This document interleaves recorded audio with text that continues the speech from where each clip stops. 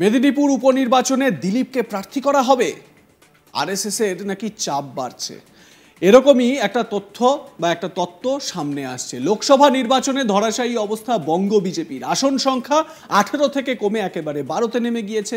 6টি আসন কমেছে বা বিজেপি হেরেছে। এই অবস্থায় কিভাবে ফের হাল ফেরানো যায় তা নিয়ে চুলচেরা বিশ্লেষণে বসে পড়েছে কেন্দ্রীয় বিজেপির ভাবমূর্তি ফেরাতে দিলীপ ঘোষকে উপনির্বাচনে প্রার্থীর প্রস্তাব আরএসএস এর। লোকসভা নির্বাচনে 24-এর বিজেপি ভরাডুবি হয়েছে। গত কয়েক বছর ধরে বিজেপির যেভাবে উত্থান হয়েছিল তা একেবারে তলানিতে পৌঁছে গিয়েছে এই নির্বাচনী ফলাফলে। এর জন্য বিজেপির পুরনো নেতৃত্বের একটা বড় অংশ নতুন বিজেপি নেতৃত্বকেই দায়ী করেছে। এই পরিস্থিতিতে দলের পুরনো অবস্থা ফেরানোর জন্য বিজেপির কেন্দ্রীয় নেতৃত্বকে আরএসএস তাদের প্রস্তাবনা দিয়েছে। আরএসএস এর পুরনো কর্মী দিলীপ ঘোষকে সামনের বিধানসভা উপনির্বাচনে প্রার্থী করার প্রস্তাব দিয়েছে বলে সূত্রের খবর। গত বুধবার ইতিমধ্যেই সেই প্রস্তাব দিল্লিতে বিজেপির কেন্দ্রীয় নেতৃত্বের কাছে রাখা হয়েছে বলে জানা গিয়েছে। আরএসএস এর পুরনো কর্মী দিলীপ ঘোষ রাজনীতিতে নেমেই ছক্কা হাঁকাতে শুরু করেছিলেন। প্রথমেই তিনি খড়গপুর বিধানসভাতে জয়ী হয়েছিলেন। দলের রাজ্য সভাপতি থাকাকালীন মেদিনীপুর লোকসভাতেও জয়ী হয়েছিলেন। তার নেতৃত্বে রাজ্যে বিজেপির পরপর উত্থানের সঙ্গে খড়গপুর ও মেদিনীপুরে যতগুলি নির্বাচন হয়েছে সবগুলিতে জয় হয়েছিল বিজেপির। পট পরিবর্তন ঘটতে থাকে 2021-এর পর। শুভেন্দু অধিকারী বিজেপিতে যোগদানের পর দলের নেতৃত্বের ভার ধীরে ধীরে তাঁর হাতে চলে যায়। এমনকি বিজেপির রাজ্য সভাপতি হিসেবে দিলীপ ঘোষকে সরিয়ে সুকান্ত মজুমদারকে দায়িত্ব দেওয়া হয়, কিন্তু এরপর থেকেই বিজেপির পতন আরম্ভ।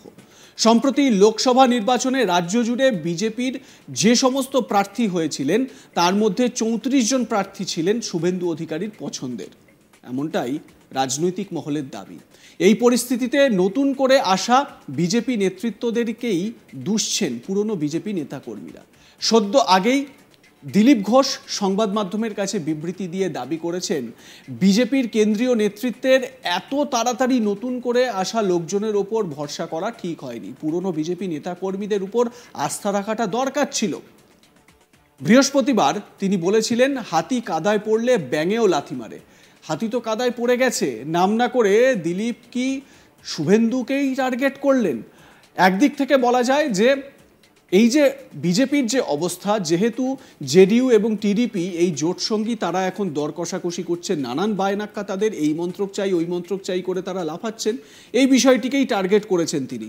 কিন্তু অন্যদিকে তিনি যদি বঙ্গ রাজনীতিতেও এর একটা ইঙ্গিত দেওয়ার চেষ্টা করে থাকেন, তাহলে কি তিনি সুকান্ত এবং শুভেন্দুকেই টার্গেট করে কথা বললেন? না, তবে স্পষ্টভাবে তিনি কিছু বলেননি। পাশাপাশি তিনি বলেন মোদি শাহ জুটি রয়েছেন এবং এই যে টিডিপি জেডিইউ এরা পুরনো পার্টনার, এদেরকে চেনে সবাই, একটু বেশি দর হাঁকাচ্ছেন এরা।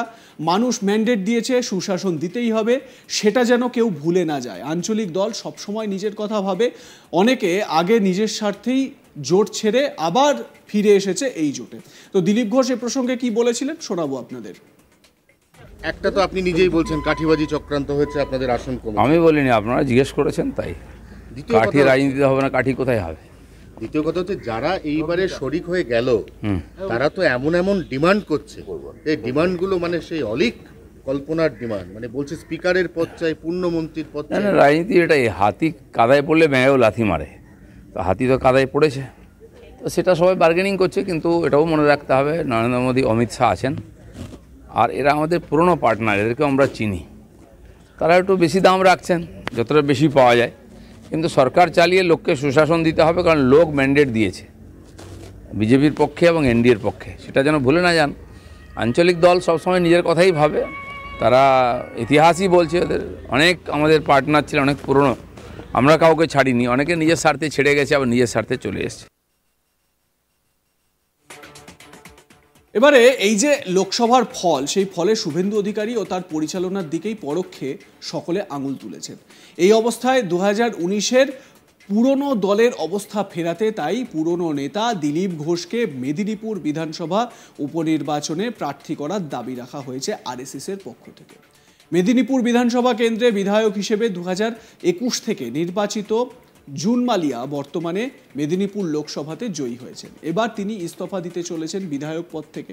তারপরেই উপনির্বাচন এই বিধানসভাতে, যেখানেই দিলীপ ঘোষকে প্রার্থী করার প্রস্তাব আরএসএসের। তো এ বিষয়ে শাহজাহান আলী আমার সহকর্মী কি ব্যাখ্যা তুলে ধরেছেন স্পট থেকে শোনাবো। 2024-এর লোকসভা নির্বাচনে বিজেপির ভরাডুবির পর এবার উপনির্বাচনে দিলীপ ঘোষকে প্রার্থী করার প্রস্তাব দিল আরএসএস এর পুরনো কর্মী দিলীপ ঘোষ। আরএসএস এর একটি সূত্রে খবর, ইতিমধ্যেই আরএসএস এর পক্ষ থেকে এই প্রস্তাব দিল্লিতে বিজেপি কেন্দ্রীয় নেতৃত্বদের দেওয়া হয়েছে বুধবারই, যেখানে বলা হয়েছে উপনির্বাচনে দিলীপ ঘোষকে প্রার্থী করে তার হাতে ক্ষমতা দেওয়া হোক।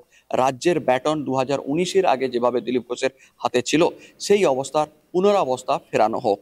উল্লেখ করা যায়, দিলীপ ঘোষ আরএসএস এর পুরনো কর্মী এবং রাজনীতিতে নেমেই তার পরপর বিভিন্ন পদক্ষেপ বিজেপিকে অনেকটা ভালো অবস্থানে এনে দিয়েছিল এই রাজ্যে। তিনি বিধানসভাতে জয়ী হয়েছিলেন খড়গপুরে, এরপর লোকসভাতেও জয়ী হয়েছিলেন এবং তার নেতৃত্বে থাকা বাংলাতে বিজেপির অনেক উত্থান হয়েছিল।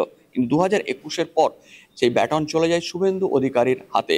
তারপরে তার রাজ্য সভাপতিত্বে পরিবর্তন হয়, অর্থাৎ যেখানে দিলীপ ঘোষ ছিলেন তাকে সরিয়ে সুকান্ত মজুমদারকে রাজ্য সভাপতি করা হয়। তারপর থেকেই পরপর যতগুলি নির্বাচন হয়েছে বিজেপির প্রত্যেকটি জায়গাতেই পরাজয় নয়তো ফলাফলে অনেক খারাপ অবস্থা প্রতিফলিত হয়েছে।